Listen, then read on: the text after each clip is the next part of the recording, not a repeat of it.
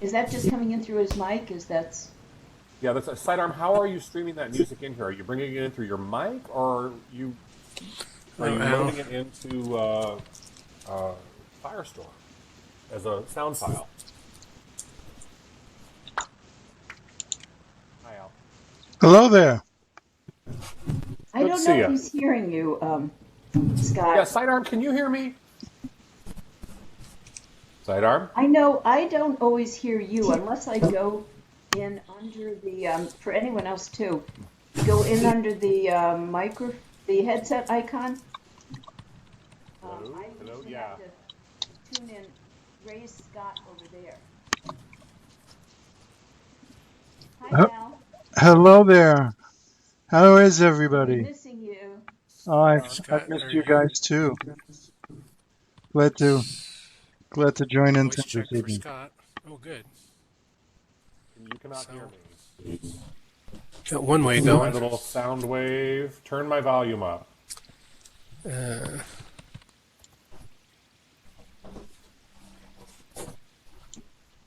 Anybody hear me? Testing. Testing. 1 2 3. Testing. 1 2 3. okay. Well, Testing. I don't know. I'm not hearing you, Scott. Hello. I'm glad you're Hello. hearing. Hello. Testing. Testing. Bethany, Testing. are you hearing Scott? Me. Oh, very soft. Oh. All right. Hi, everyone. Or hi, Bethany. Let me check Yeah, check your your headphone settings. settings. I have certain people adjusted because their mics tend to be very loud.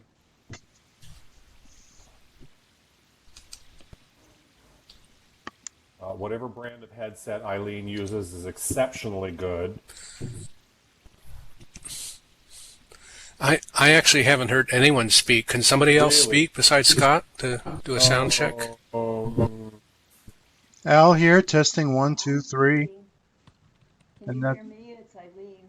I've got Scott turned up. Yeah, uh, and you should be able to hear Eileen now. I Okay. think I'm not hearing anybody then. Selby was talking too. test 1 2 3. This is Al. Test 1 2 3. check your voice settings. Okay. There's an The echo. seven can hear me. I'm Yeah, generally can. that echo is somebody's got their sound turned up way up because you're catching me on your speaker.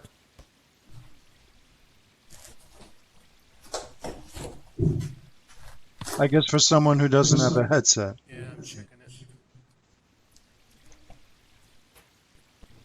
I'm going to come in and out with a different mic.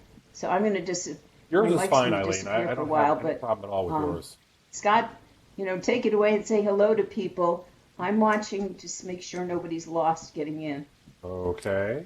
Well, hello And everyone. I I mean might everyone have to except for back out for a minute and come back in. uh, Sidearm can hear me. My name is Scott Dolphin. Is everyone okay? I think we're all pretty good. I heard everybody. I've heard. I can hear all of you just fine. We're all good. Okay. So I see we have a roster here. Who here is new to VR? I mean, I'm familiar with pretty much everybody in the room, and you're all old hands. But I'm Willow Easter and Lysena. Just judging by your names, your Second Life alum, so to speak. I'm gonna. All right. Well, what I'm here to talk about is world building in virtual, and how we experience the world from the moment we land, how we can use it to transmit information.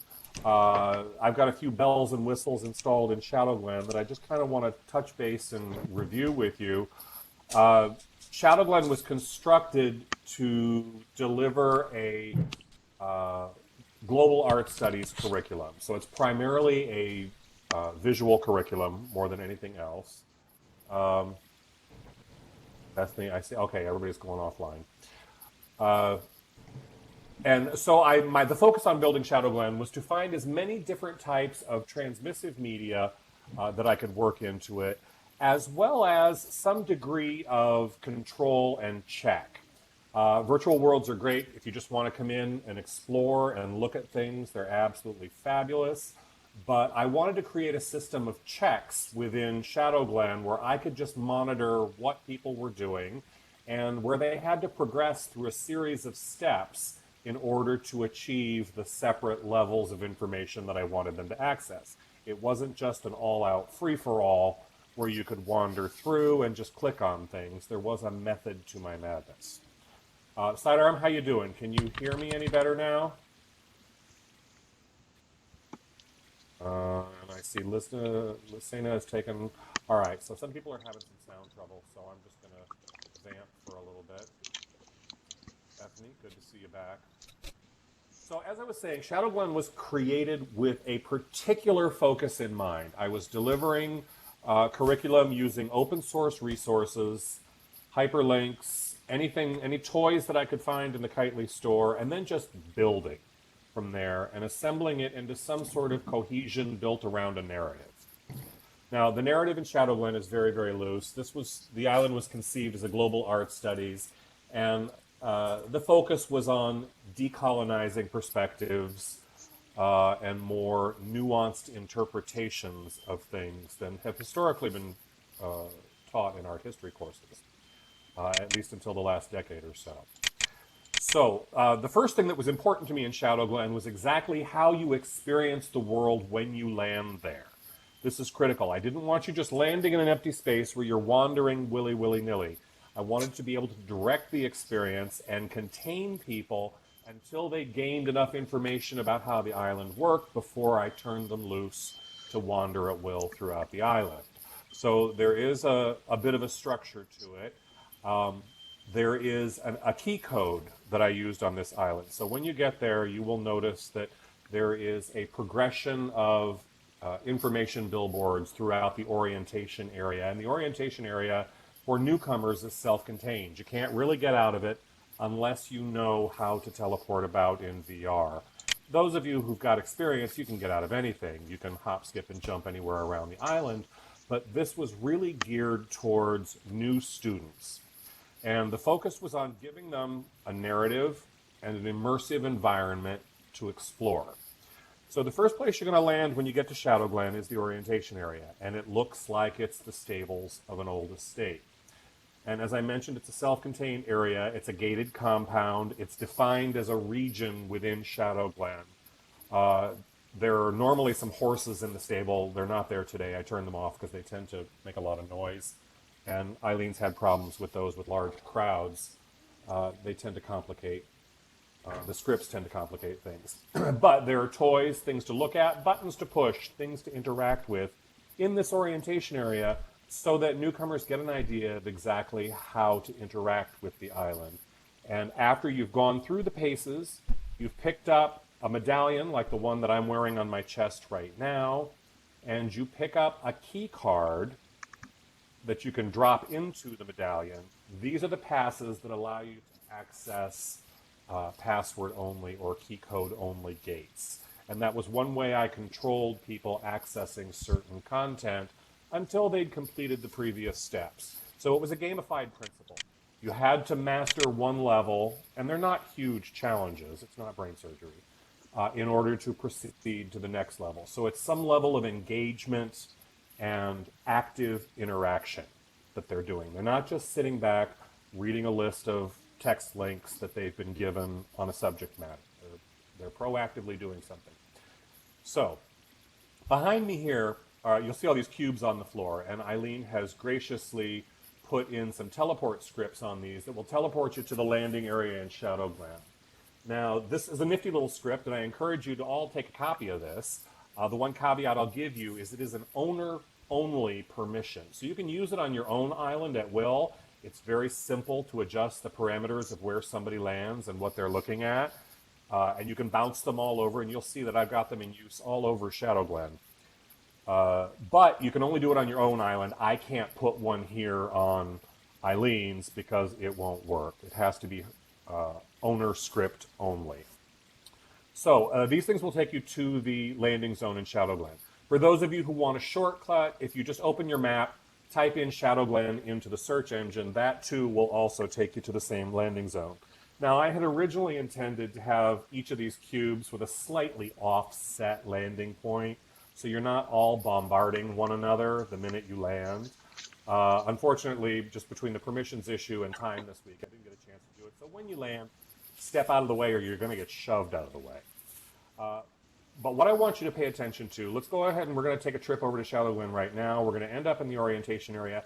And I just kind of want you to experience just for a moment how you land and what you're looking at. There is method to the madness here. So I'm going to go ahead and pop on over now. I'm going to go ahead and click on it just to make sure the island's been activated. And then I'm going to have a minute or two.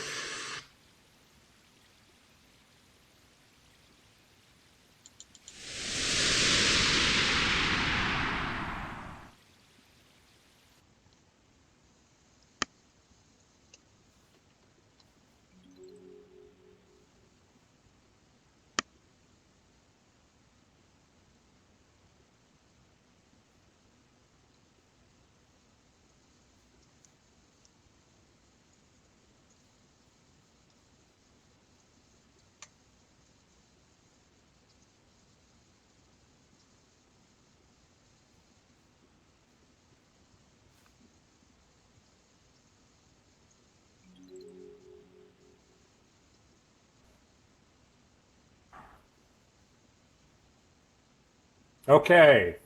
I've been popping back and forth just to make sure. I wanted to make sure the island was active when you got here. So the area that you're standing in, as it reses, just give it a few minutes. And you'll see that you're directed, you have primarily only one egress out of this region that's really obvious. You're given a long perspective to a structure in the distance, and it's an obvious direction to head towards. There's gates. This tells you that there's something down there. In the meantime, we've got this little orientation area. Normally I would have horses back in the corner behind Al back there, and they're rideable. It's something fun you can play with.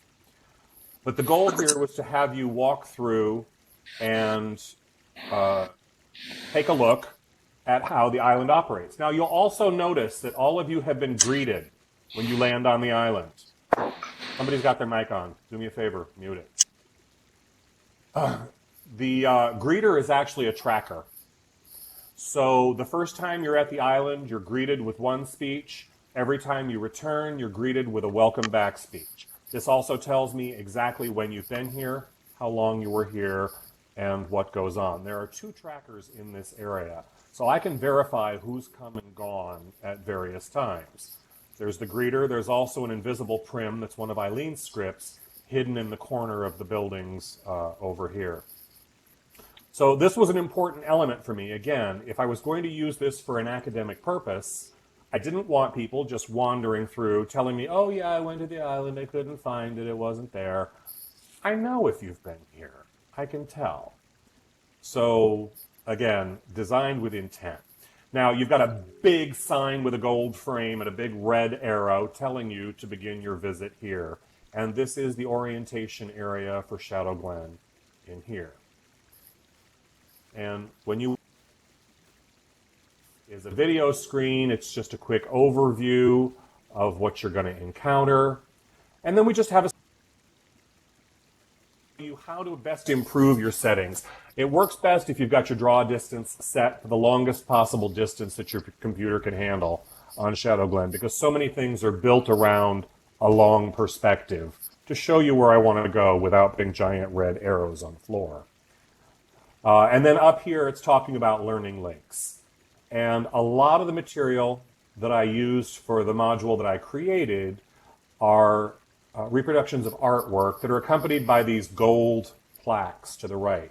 These plaques are just really simple links to outside HTML links, and I just wanted to standardize it. So when you see a gold plaque, it tells you this is something to look at. It's obvious, it's gold, it doesn't blend in with scenery, and there's, again, not a lot of excessive signage about it wherever you go. When you see it, you know you're supposed to touch it.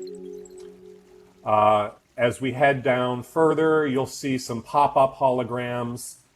This is an example. These are going to give you another caveat. They're really meant to work for 1 or 2 people in a region. If too many people are touching it, they tend to kind of glitch out and just stay on. But and they rotate with you, with your point of view. And it was just a way to add a little bit of extra information into an object or an artwork or something that was created. And these objects that have been created are simple flat prims, and I've taken a PNG image where I've dropped out the background with the erase tool in Photoshop, real rough. This is not sophisticated graphics here. And then drop that onto a transparent prim, so it looks like a framed piece of art floating in space. Now, most of the scripts that I have gotten in Shadow Glen, I'd say the majority of them are all open source. And I'll tell you, I'm going to put it here in the chat window. It's the Con Wiley script generator. And for those of you who are not familiar with it, please copy this and go play with it. It's a real simple way to create your own simple transmissive scripts on a whole variety of different actions. You can give people things. You can have it do things when you touch them, when you get near them, proximity triggers. Those are a lot of fun to play with. So something happens when you walk near it. You don't actually have to interact with it. Teleport scripts, this, that, and the other. There's all kinds of things that script generator can do, and it saves you a lot of time and error, and they're pretty foolproof. Now, you all use the teleport commands to get over here. Shadow Glen has these little teleport icons scattered throughout the island. And again, it was another way for me to give you information without hitting you over the head with excessive signage. It's real straightforward. They're all very similar looking. You see, they're just pictograms. And this one, for instance, is a teleport that will take you right back to where you landed before. So somebody can try it out in here. By the way, I'm telling you, you should make copies of absolutely everything here is copyable. I think the only things that are not copy transfer are the key scripts for the doors. Those I had Min Tigerpaw write for me, and I think it cost me all of $12. And she was an absolute gem about it. Those keys are contained in a medallion. Yeah, by all means, this island's up and running all the time. You can come back and scavenge. And just for the record, behind me, in the direction I'm facing, behind the back wall, if you want to teleport over there, just open the map and click, is my boneyard. That's where I've got just stupid things that are rezzed up for a particular reason. Dragons and monuments and strange things over there. I think all of them are all copy transferable. Now this over here, this floating, pulsing gold orb, this is the really key component to the key components. Not to be too cute. So the key medallion is what you're going to put all of your keys into. So as you reach each level, you're going to encounter one of these gold orbs by the time you've got through most of it. You're going to click on it, you're going to collect the key, because you're going to need that key to move forward to the next level. Again, it's just like gamified theory. And over here, I've scattered a few more of the same thing. Just if you want to take a medallion, wear it somewhere on your body, and the next stop we're going to make over at the gate is where you're going to get your first key card. Over here, I also have a sample. Some of the doors are actually password protected. I've only got a couple that are active right now. But by typing a password /7 followed by the password, you can open a door like these. And it tells you Scott is at the door. Normally the horses are back here, but I couldn't take the noise, so I derezzed them for now. And if you don't have the password, it'll just tell you that this is a key-protected door. Now, again, for anybody who's a hardcore VR veteran, that door isn't going to stop you. You know ways to get around them. It's not that big a deal. But this is basically just giving newcomers a little bit of a challenge, something to interact with, and again, a way of controlling how quickly they can move through a thing rather than just skipping ahead. So once you walk through your orientation area, you're familiar with what you're doing, then you're ready to be cut loose in Shadow Glen. Now, after this point, once you have your key, Bethany, did you get lost? Okay. You're going to head towards the gate, and here you'll see another hologram pop up in front of me. This one reminds you to go back and get your key medallion if you didn't do it. This is a proximity trigger these do act up a little bit when there's a lot of people around. It'll probably just stay up. And then over here is where you pick your first key up. You accept the key, grab it out of your inventory, and drop it into the medallion or somewhere on your body. It doesn't necessarily have to go in the medallion as long as you have it on your avatar, and collect them and continue to keep them as you progress. Now, this is a very sophisticated door script that Min did for me. I've got it set on its lowest setting, but I can require multiple keys in order to open a door. So just getting one might not do it. I didn't go too crazy on this. But if you've got your keys, you've got it set up, you can walk up, click on the door, and it will respond to you. And there it is, and it tells. And then we're out and we're loose. Now, from this point forward, it's free range. I had some galleries set up in different buildings and different areas, but the idea is you're supposed to be able to wander through. Robin, why don't you go ahead and teleport right over the gate? Just click on the spot on the other side, and it'll bring you over. Free! Behind me here, you'll see some more of the teleport icons here. Now, wherever you encounter a teleport icon on Shadow Glen, it takes you to the corresponding location in another complex. So if I'm at the entrance, it's going to take me to the entrance in any one of these other complexes. If I'm in an auditorium, it will take me to the other auditorium in that complex. If I'm in one of the study chambers and I've linked it to another area and you see that icon, it takes you directly to that study chamber. So, or you walk out the door and you can wander free and loose. These billboards over here, I did a few. Bethany, just hop the fence. Oh, there you are. I did these as a shortcut over here to the first module that I created. We can click on those. I also have a little monument up here. Shadow Glen is actually a sideways reference to Plato's Cave. And that's what the entire thing was built on. We live in a world of shadows. Which one is the real world? There we go, Shadow Glen. The first place I want to take you now is to the module that I created where we're using it for information transmission for an actual curriculum as opposed to just the fun and games that we've done here. So go ahead and click on one of these under construction billboards and it's going to take you over to the temple complex. Move out of the way when you get there.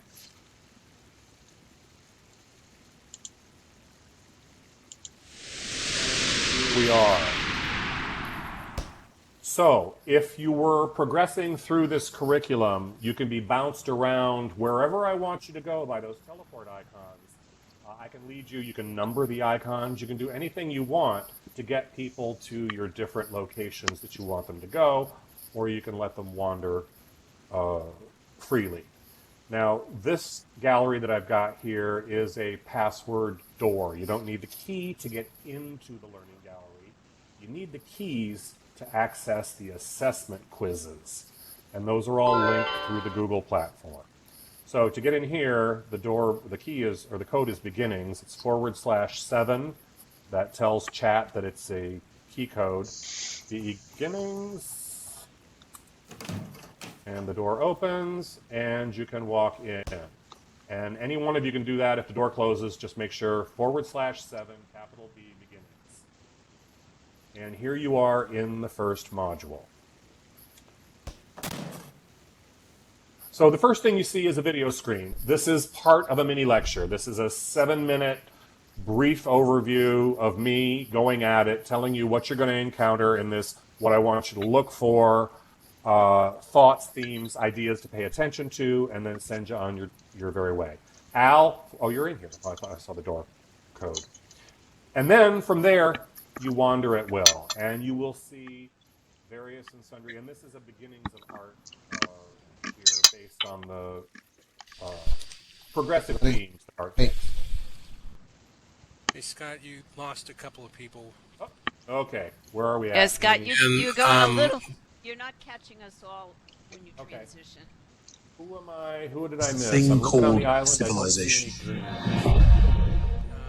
Yeah, now pause those, otherwise that's going to follow you around the island.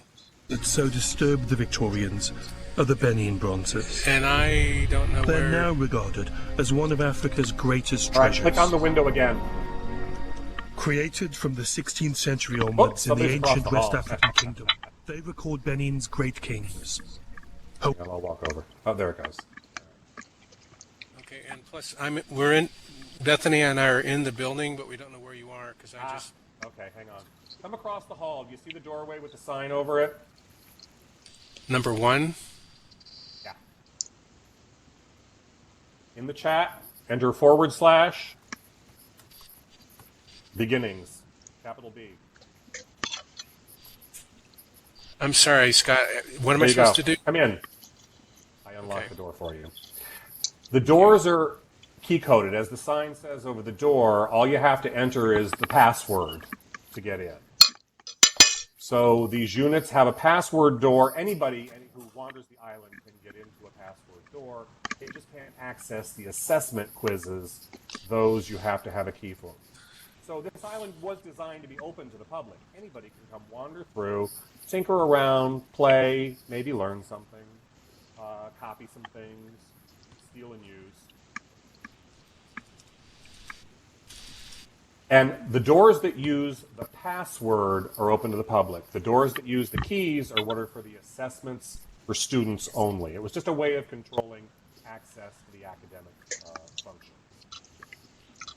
And that one I unlocked for you, but anybody can unlock their own door. Again, the door unlock is /7, whatever your, and that script, as a matter of fact, was available on the Kitely Market. And I think it's a transfer script. But let's just wander through. You're all kind of clustered over here. It's like a party and everybody's in the kitchen. So, as you wander through, I created this a bit like it's a small world of ancient art. You're wandering through a serpentine structure and you're encountering kind of the evolution of decorative arts and culture. And each one of these, I use links from everything from the Metropolitan Museum, the British Museum, the New York Times. There's some cheesy sites in here I link to just for fun and games.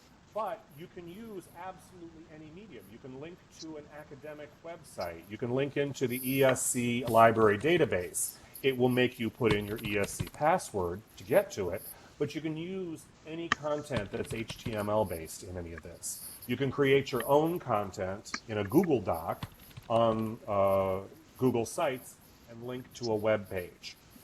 And that's exactly what I did for the assessment quizzes. I like the Google platform. It's got some back-end analytics, so you can see who's doing what. This whole concept was designed to be an open book type of assessment. This isn't the type of security protocols that they were going through. I don't know if anybody read in the New York Times last month the scandal that's going on at Dartmouth right now, and a couple of other high-end universities where they've got monitoring software on the graduate students' computers for the medical school, and the software was detecting unusual activity, and they determined that it was cheating. Now they're not so sure. It may very well be just a software glitch. It's one of the pitfalls of online education. So in any event, we're wandering through. You can see these. None of these things are actual 3D sculptures. None of them were created in Blender. They're all just flattened images. Or in the case of the Ulrich vase here, it's actually a cylinder where I've wrapped a texture around the front of it, so it looks like it has some 3 dimension. The light, you'll see the light casting above it. This is something I got from the Kitely Market. I think it was 50 cents. I then ended up making my own because all it is a cone shape with a gradient of white to 0 that creates an illumination effect.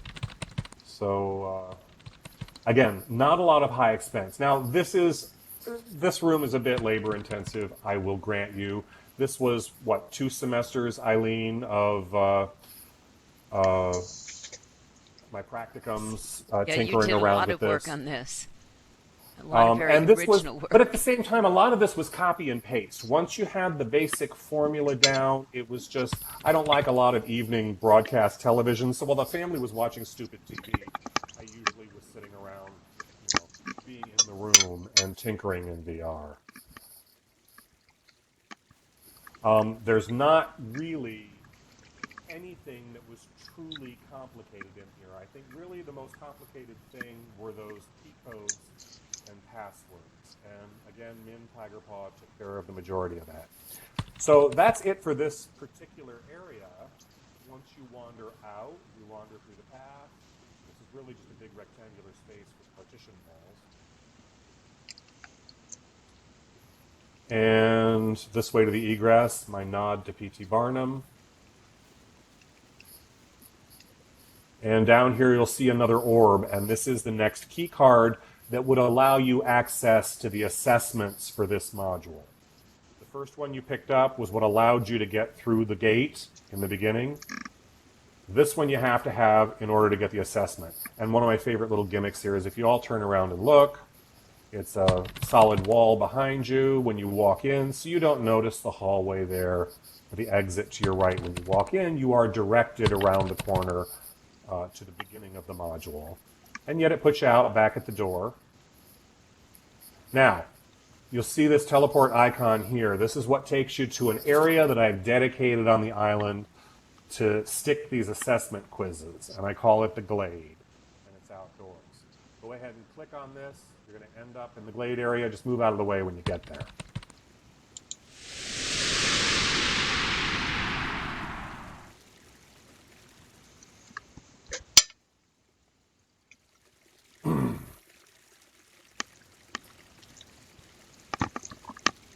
All right, I'll wait for everybody to catch up for a bit.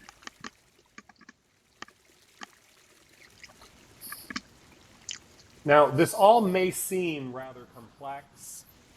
To my mind, it's really not. It's actually very simple. There's just a lot of window dressing here, and I think that adds to the feeling of complexity more than anything else. The goal in designing this was I wanted to be able to transmit a visual media, whether it was video, web documents, something of this nature, and then take some sort of assessment on what they're reading or their understandings of the material that they're looking at. And then beyond that, everything else would be handled through actual video meetings where you've got a little bit more in the facial cues, group meetings, interactions. This was never meant to be exclusively self-directed. It was just a way to deliver an immersive visual text that was a little different from just reading the same dry website pages or anything of that nature. Bethany, this whole island, and I haven't touched it in the last year and a half. I think it was 2 practicums, soup to nuts. And the majority of it, I think I probably did in the first practicum, at least working out the basic components of it. After that, it was just doodling. I had, I think, the temple complex and the mansion built, and I had a few doors in this area and some trees. So it was functional. And then I think the second semester of the practicum is when I really started to flesh out a little bit more on the narrative.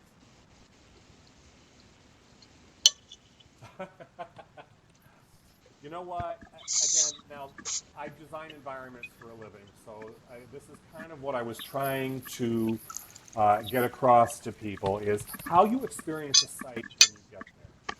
What are your familiar reference points?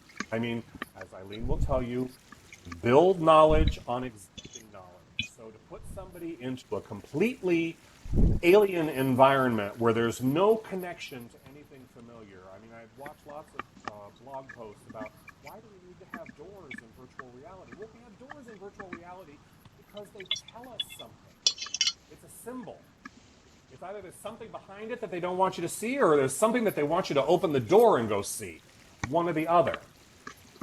So there is some method to my madness in grounding you in areas that are familiar, so that there's, and that's the reason why, you know, the temple complex, the house up on the hill over here, and that's a purchased item from the Kitely Market. I think that was the most expensive thing in all of Shadow Glen, the Victorian mansion. It was, I think, $15, and I still get upgrades every time the maker upgrades it.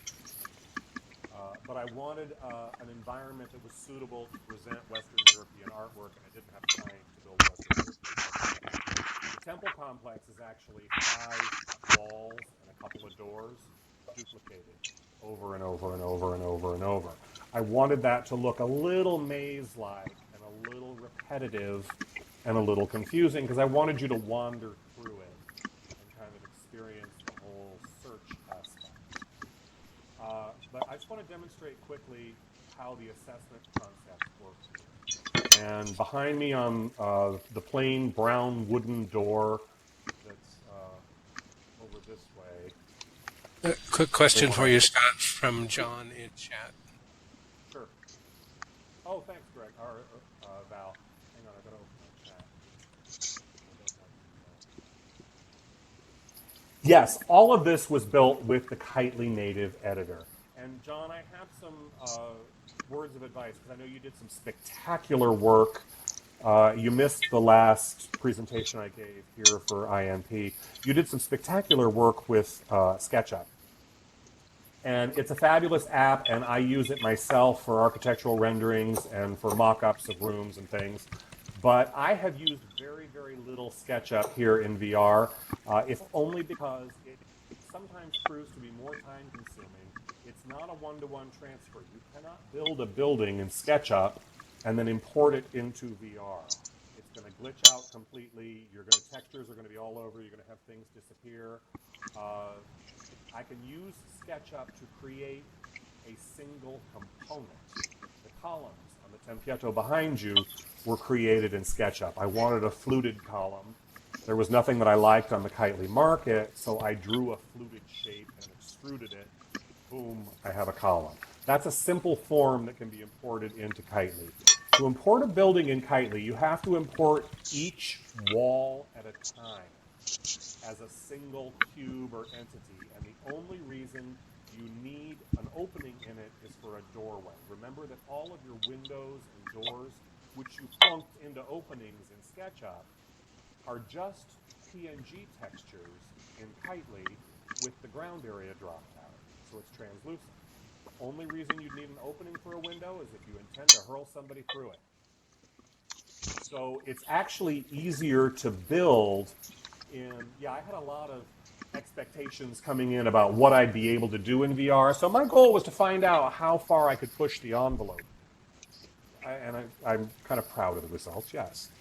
But that being said, again, I used the native building tools. I purchased the nicer oak trees that you're looking around, but the rest of these trees all come from Marion Test or from Marion Island or various and other places. I'm a notorious kleptomaniac when I'm traveling in VR. I'm clicking on stuff all the time trying to take copies of it. Just hoping somebody left their permissions off and I can get a copy.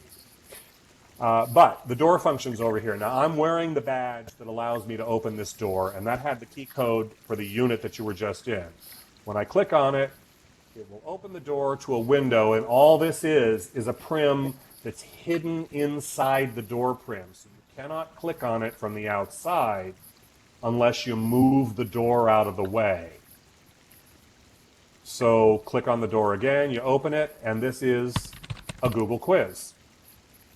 And you have the back end of Google, so you can use it for the assessments. These are formative assessments. This is not meant to be a summative assessment that has to be uploaded onto Canvas or Moodle or something like that.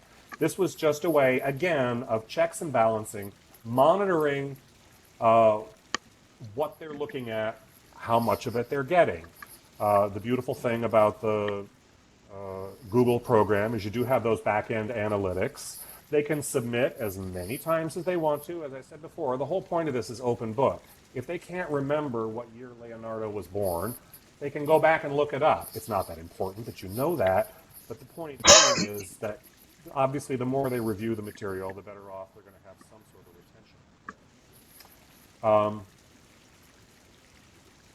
retention. LiDAR scan. Oh, interesting. So yeah, the idea, you've hit the nail on the head here, Val. The idea is it was just supposed to be more fun. It's about engagement. And in the last year, I think we're all a little bit battle-scarred and worn out on trying to do things virtually. For work, for school, for anything, it's real easy to get Zoom burnout. I dread turning on my camera right now. It's become more of a personal invasion of my space than I think any other thing. And I keep telling my daughter, stop turning on your damn camera and leaving it in the room and then walking away, because I walk in to see your friends watching my life. I'm in my own reality show. So this was a way to create some sort of engagement. Now, this is not really going to be upper level learning. This was, again, designed for intro people who might not be interested in art history. But again, it's an immersive, interactive, fun way to approach a topic.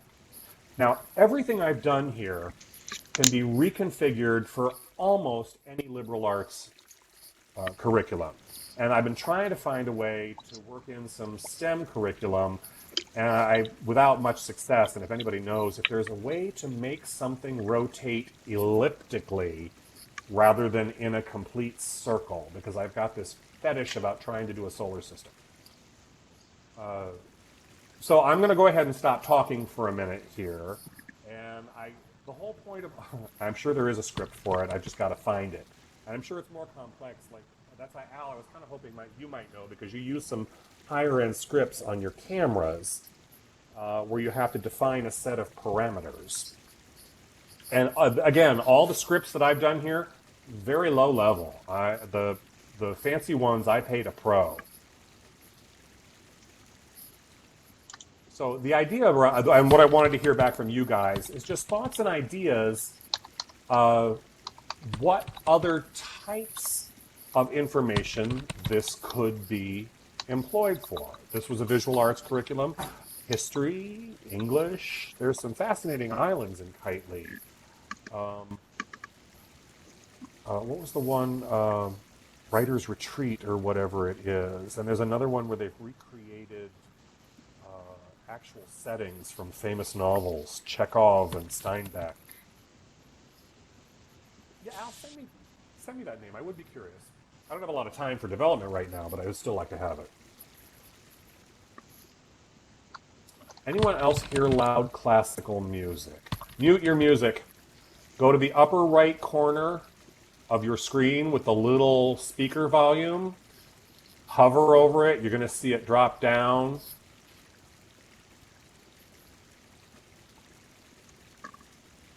LiDAR into Kitely. Print the real object. Interesting. You'd have to show me how that works. That's kind of above my pay grade. Well, and Scott, what you've done is shown us a beautifully designed area, and I hope you also show us that pavilion building if you still have it. But Oh, yeah. I can see so much STEM in here because STEM is also about stories. And I Yes. can look at architecture. I could look at architecture through time and history. So STEM is also supposed to be somewhat interdisciplinary. And that's where we try to bring in the A for arts. But I can see, the physics of how you support a roof on different columns. And that was something that they really had to learn over time. I can hear water running.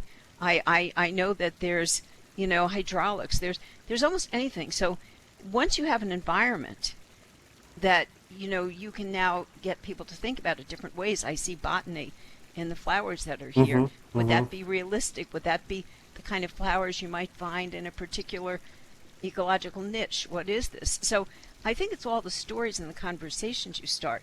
Because I like how you said you could bring in a lot of different curriculum. Because I'm thinking I could go swap out some of your pictures, put in some things about science. So And that is you have exactly a the wonderful point. resource. And again, I'm putting this out there because granted, I have some skill working in CAD. It's something I am reasonably familiar with. But when I started building in VR, I was a complete and utter noob. And were it not for Selby's blog and just combing through his back posts, looking for scripts, looking for interesting things to do. And there were a few glitches along the way. Eileen experienced a few of them as well. I mean, there were a couple of, I think my first meeting where I had more than 3 people on this island, I lost my sound altogether. There was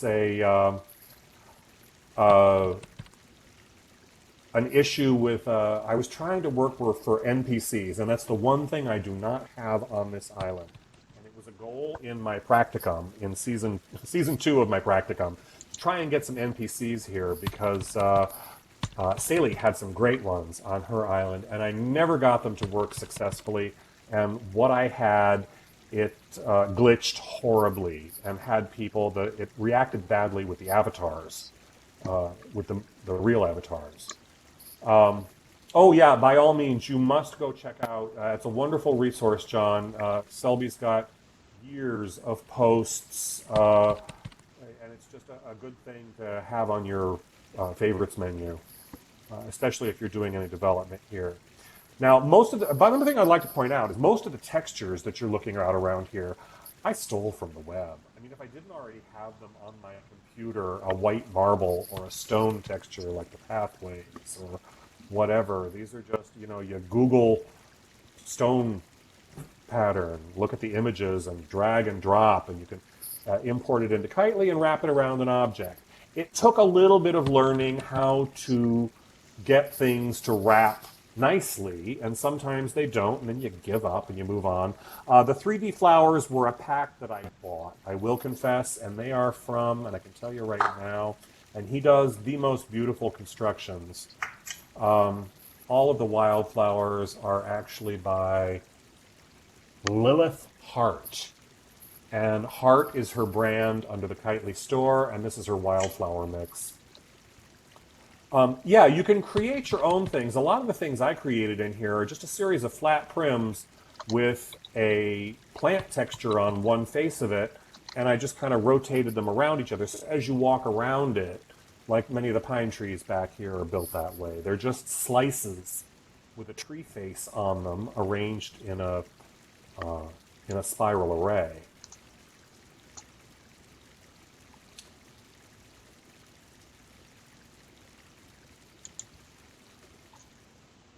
One thing I really like about Kitely and the open source is if you have the permissions, the correct permissions, you can actually download the entire island. You can export it. And then, Scott, can you explain to people, too, how if you have multiple islands, and I don't know if Kitely likes the fact we do this quite as much, but we swap in and out the islands. So what I have right now, I can swap in and out, but maybe you could explain that better than I did. This entire island is a digital file. That's all it is. And you can, when you have an island, you can go to the Kitely website. In the back end of the website where you manage your island parameters, they have an export, and it will export your entire file as what they call an OAR file. And they don't take up a lot of space. They're not a huge file to store on your hard drive or on a zip drive for that matter. And Eileen, you don't even have Marion Test anymore, do you? Did you give it up? Oh, I have many versions of it. I mean the actual separate island. It's all been rolled into Marion Island no, now. I do have it right now if anyone wants to go over, but I literally just put a bunch of... Marion Test used to be a little bit aesthetically designed, but I'm the STEM person. What I call aesthetic is not aesthetic, certainly by Scott's thing. So, but what I did, if you want to see something, go over to Marion Test as one word later. I mean, don't leave now because Scott's... Yeah, it's a great boneyard, actually. I highly recommend it. And I put ships there. I have castles. I have churches. And they all are Creative Commons. They were made available by the artists. And it swaps in and out. That was the point, is that you can go ahead and upload a different version of Marion Test. If you decide you wanted to go from an outer space theme to a cosplay Robin Hood, that's simply a matter of a file swap. Your landing zone would always stay the same. Wherever you place your landing zone is where it's going to stay in the geographic location. So as long as your world is built around that spot, you're fine. Eileen wanted to take a look. One of the things I do like about this island, or working in VR, is you have so much you can play with. Let's just take a walk this way. You're not constrained by the laws of physics, and that's the beauty of it. You can fly, you can swim, you can do all these other things. And I love the fact that there are islands that are built underwater, and that's why I wanted to build this complex over here. And there's a copy of this on Marion Island as well, out on the far edge of the coast. But this was supposed to be a contemporary gallery, and every single thing you see here are just simple rectangles. And this gateway, this little Toji gate here, or Tori gate, is I just torqued some of the shapes. That's all it is. It's 3 rectangles that I've then twisted them and tapered them. Hey, Scott, I wanted, while we're walking and you're talking, could you talk more about your use case? So are you actually going to be teaching a liberal arts type course in the near future? Well, that really depends, I guess, on Empire State and how soon I get into the doctoral program. This was designed as a concept island to begin with, and I did actually start work on a completely open source version of it that could be copied and pasted. Unfortunately, some of the things on this island, like the mansion and the key code scripts, are proprietary. They are owner only, no transfer, no copy. But the idea being is that this formula could be adapted. And so I just developed one unit. Just could you say what the formula is again, like in TLDR? In terms of, I'm not sure I understand the question. Okay, you said earlier that this approach, or you're calling it a formula, could be used to teach virtually any liberal arts curriculum. So are you saying having clickable links with HTML resources? Yes. So you swap up your links and your visuals to whatever you want them to be. And as Eileen pointed out, there are so many resources available for very low cost in Kitely, or can be developed for you custom for very, very low cost to create unique and individual things that are specific to a certain curriculum. On the other hand, if you're just teaching about water conservation or some simple principles, you don't even need that much. There's already so much in Kitely alone, let alone, and this is just, what I'm talking about is just Kitely, by the way. In terms of virtual tourism, for those of you who've done your homework in Second Life, there are some truly amazing islands there. These people have poured some incredible amount of money into the detail on some of these things. So you don't necessarily need to build your own island for everything that you want to convey. You can go ahead and visit somebody else's and then return back to a more academic environment the way this one was designed, with assessments and checks and balances.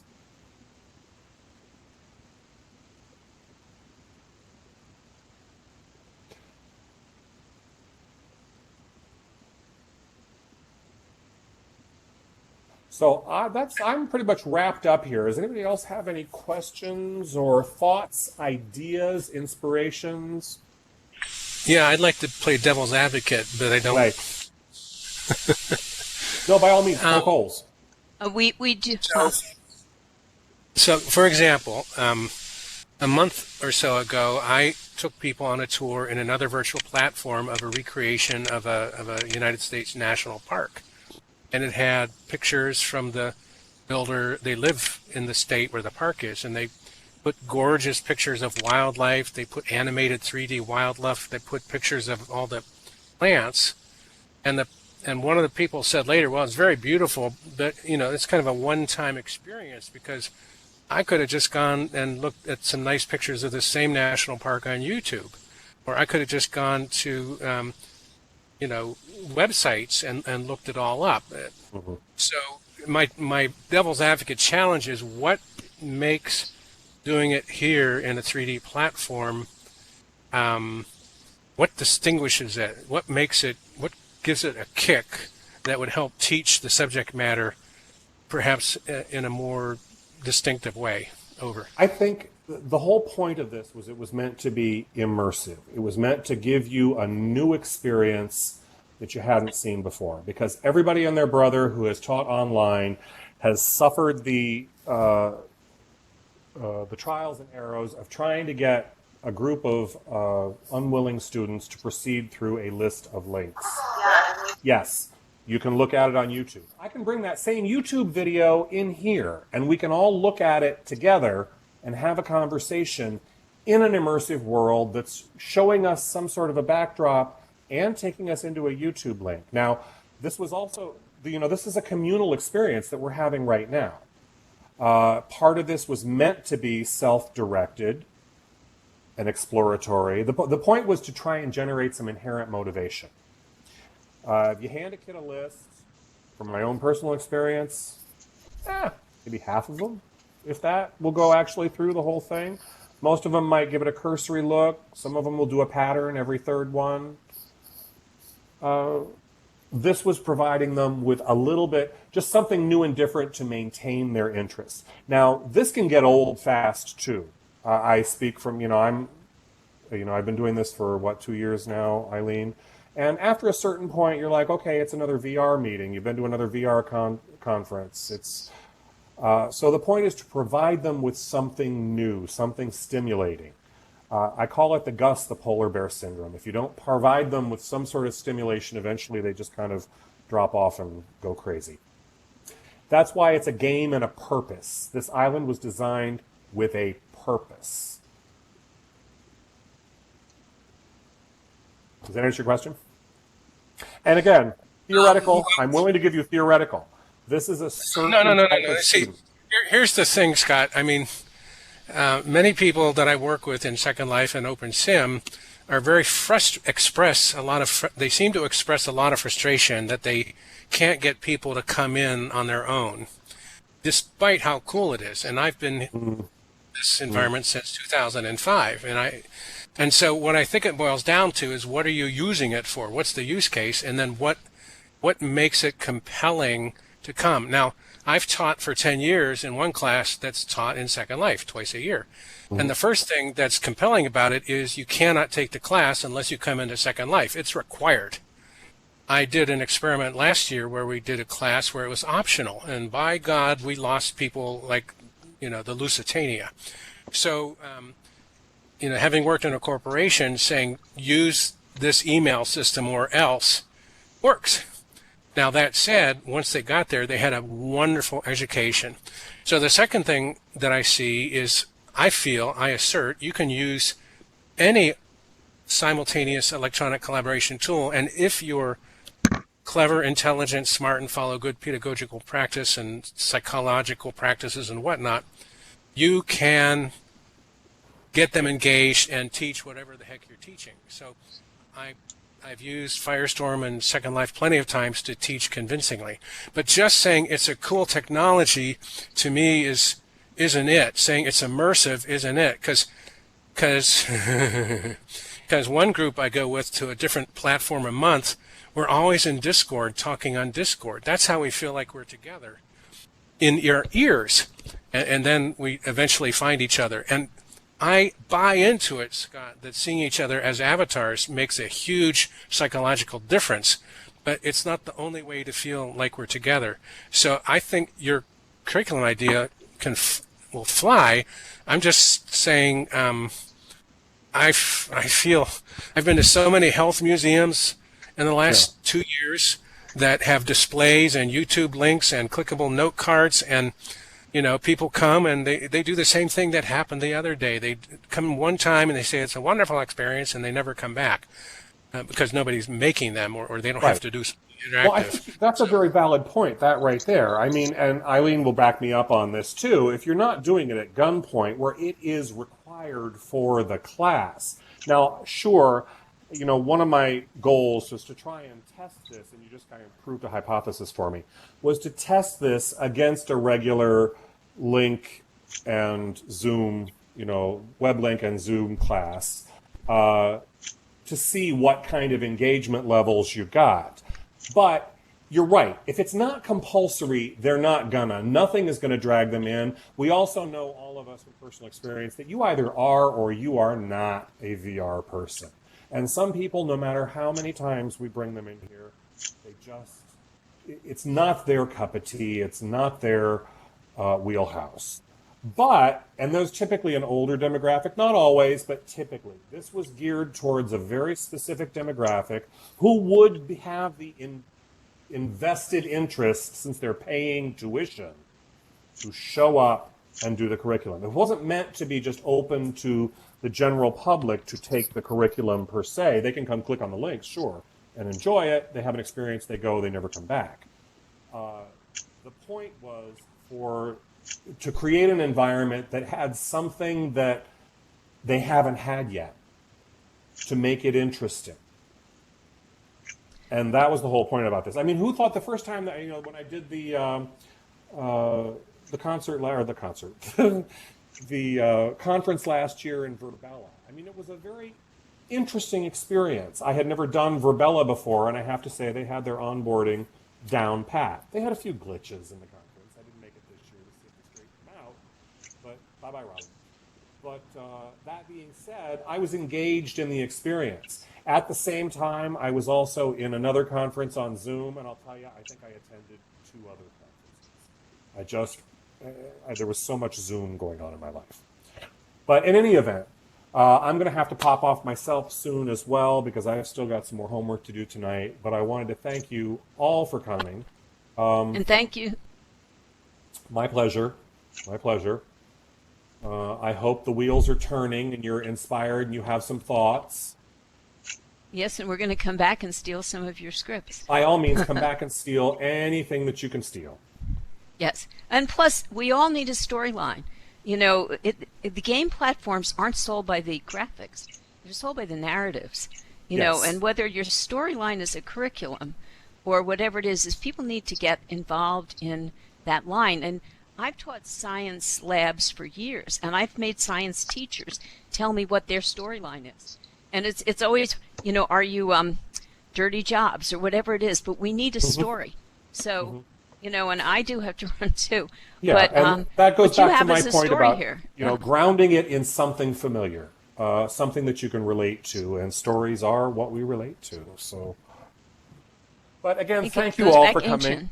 I think I hope you all have a wonderful summer, and I look forward to seeing you at the, if I don't see you at the LIT conference, and yes, Eileen, I am in. I will sign. And I will see you all in the fall at INP again. Yeah, thank you, everybody. And y'all have a good one. Bye-bye. Take care. Bye. Bye-bye.